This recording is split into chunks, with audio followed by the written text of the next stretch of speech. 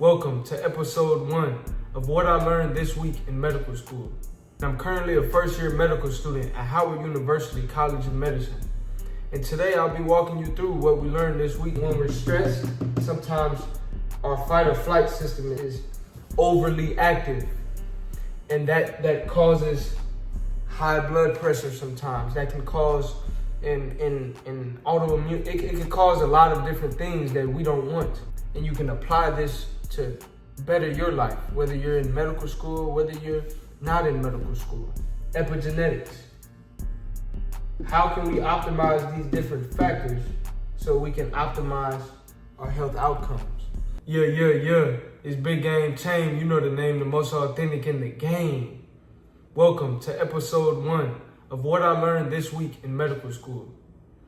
If you don't know already, my name is Chamberlain, also known as BigGameCham, and I'm currently a first-year medical student at Howard University College of Medicine. And today I'll be walking you through what we learned this week in medical school. Now, before I get started, please like, comment, subscribe, and let me know what you would like to see next in the comments section. So without further ado, here we go. So the first thing we learned about this week during medical school, we learned about epigenetics.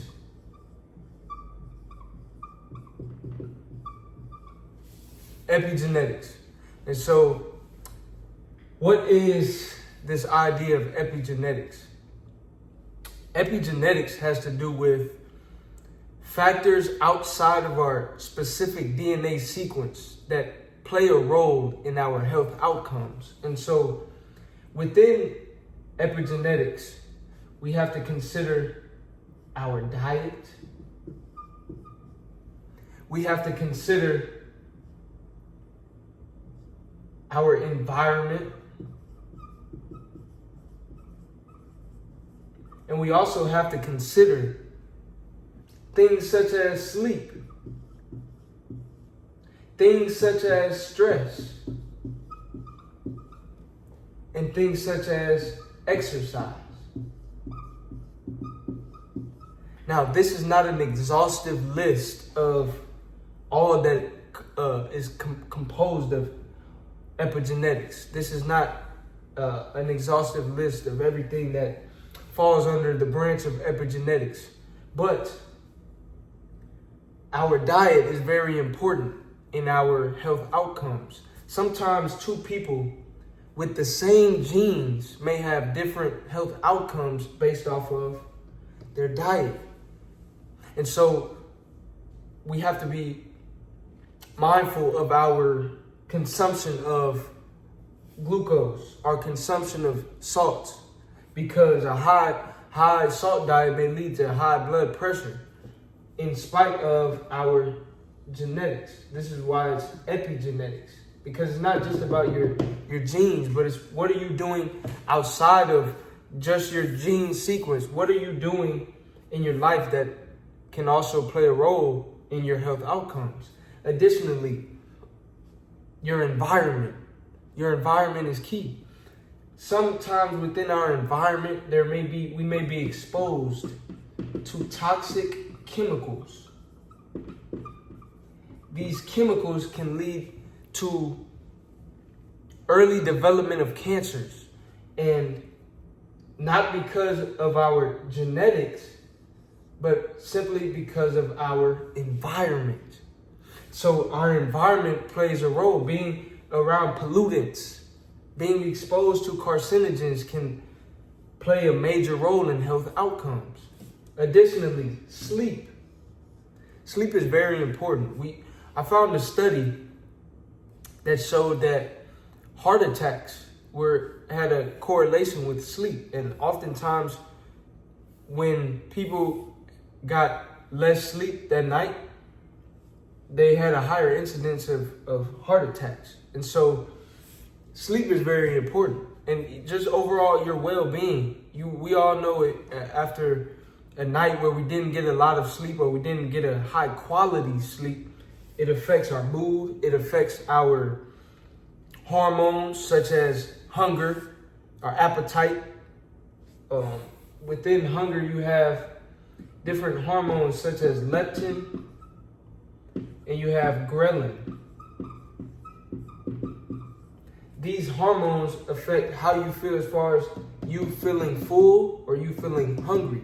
And when our sleep is off, it can cause these hormones to be out of whack, and it can make us overeat, which also can play a role in our health outcomes. Additionally, stress.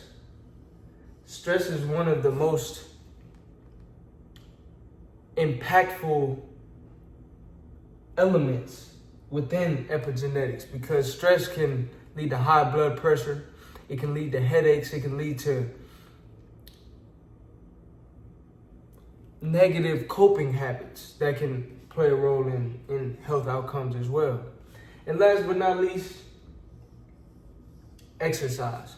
Exercise is very important in your health outcomes. A lot of times, just doing a little bit can go a long way. And so, with all of this being considered, as medical students, as physicians, as people, we have to be mindful of epigenetics. We have to be mindful of the factors outside of one's DNA sequences, outside of one's genes. There are factors that can play a role in our health outcomes. And if we can be smart to optimize our diet, our environment, our sleep, our stress, our exercise, then this can lead to overall better health outcomes. So that was one of the first things we learned about this week. We also learned about neurons and signaling this week. And so within neurons, and I guess for today, we'll just say the nervous system. Within the nervous system, you have what is called the parasympathetic system,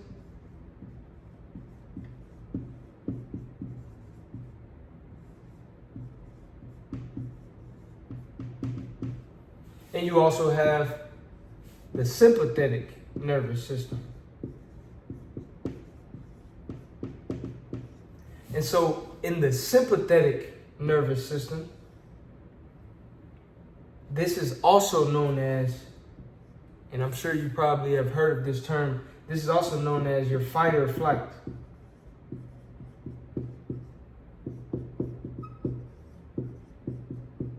And so within your fight or flight, this is the system that's involved when people have a lot of adrenaline going. This is also the system when people may be nervous before they have to give a big presentation. It's the sympathetic. You start to have shallow breathing. Your breathing becomes shallow. Your cortisol goes up. You're in sometimes this can take place when people are in a panic. And this is your fight or flight system. And it's activated when you're in a situation where you need the fight or flight. On the other hand, you have the parasympathetic system. This is also sometimes referred to as your rest and digest system. Rest and digest. So maybe after you've had a big meal, when you're getting ready to go to sleep, your rest and digest, this is what's active, your parasympathetic nervous system. So now think the opposite of sympathetic. So in sympathetic, your breathing is shallow, your cortisol is up, you're anxious, you're in that fight or flight mode, you're ready, you're on go. Well, parasympathetic is the opposite. More deep breathing, you're more calm, less cortisol. And so there has to be a good balance between our parasympathetic and sympathetic. We don't always want to be here. We don't always want to be in sympathetic. We don't always want to be in fight or flight. Once again, when we're stressed, sometimes our fight or flight system is overly active, and that causes high blood pressure sometimes. That can cause an autoimmune. It can cause a lot of different things that we don't want. And so it's important that we also have activation of our parasympathetic. Now, if you're in life or death situation, if you're in a dangerous situation, you don't want to be here. You want to be in the civic because your fight or flight is what's going to help you get out of that dangerous situation. It's going to help you survive and thrive. But at the same time, you don't want to stay here, but you don't want to stay here. You want to have that balance. And one thing we talk about in medicine, one thing we talk about in science, one thing we talk about in terms of the human body is this idea of homeostasis. We want to be in a good balance. And that's not just in your body, but really, I believe that's something for your mind, your body, and your spirit. You want to be in homeostasis. You want to be in a good balance. That way, you're at your best self when you're balanced. So this is important in health outcomes. Your nervous system, of course, is important in health outcomes, and so is this idea of epigenetics. Last but not least, we also learned about muscles.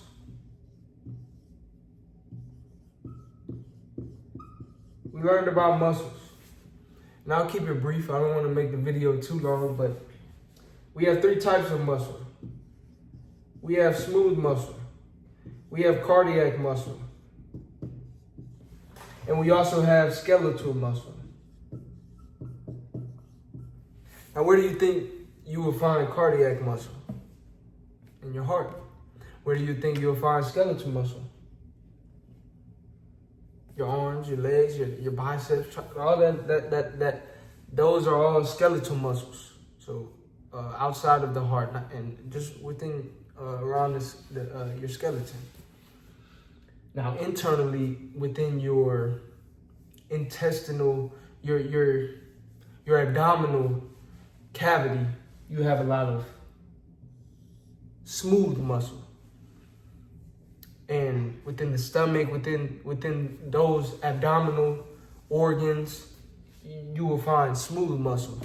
And now it's important, once again, that you're in a good system of homeostasis. What can throw off homeostasis? A lack of proper hydration, and additionally, a lack of the proper ratio of vitamins and minerals. One thing that's very important within your muscles is calcium. I know I wrote that sideways, forgive me, but calcium.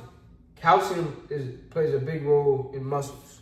And you want to make sure you have an adequate ratio of your hydration, your vitamins and minerals. That way you don't cramp up. That way you don't, have muscle spasms and things of that nature. You want to make sure you're balanced and you're well hydrated. So in summation, in summary, all in all, in conclusion, we had a great week of medical school. We learned about epigenetics. We reinforced the importance of homeostasis. And within epigenetics, several factors that can impact your health outcomes. Because as physicians, that's very important. We need to optimize health outcomes for patients. Very important. We also learned about the nervous system, which is, I could have gone into much more detail, but I wanted to provide some relevant aspects that are relatable to your everyday real world situations, such as rest and digest. Most of us eat every day. And then fight or flight. Sometimes in life, it's important that this system is activated. And last but not least, we learned about muscles. You have cardiac muscle. You have 3 types of muscle: cardiac muscle, skeletal muscle, and smooth muscle, which are found in different areas within the body. I hope you enjoyed this video. I hope you like, comment, subscribe, and I hope you check out my channel for more videos on all things medical school. Once again, I'm a first-year medical student at Howard University College of Medicine.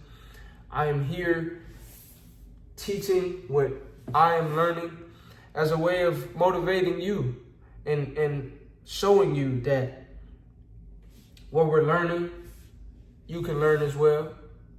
And you can apply this to better your life, whether you're in medical school, whether you're not in medical school. Epigenetics. How can we optimize these different factors so we can optimize our health outcomes? So if you're watching this video, optimize your exercise, your diet. Try to minimize stress. Try to manage stress effectively. Try to get an optimal amount of sleep. Good quality sleep and good quantity sleep.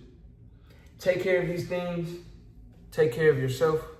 Take care of your mind, body, and your spirit. And take care. I will catch you all in the next video. Once again, like, comment, subscribe, and I'll see you later.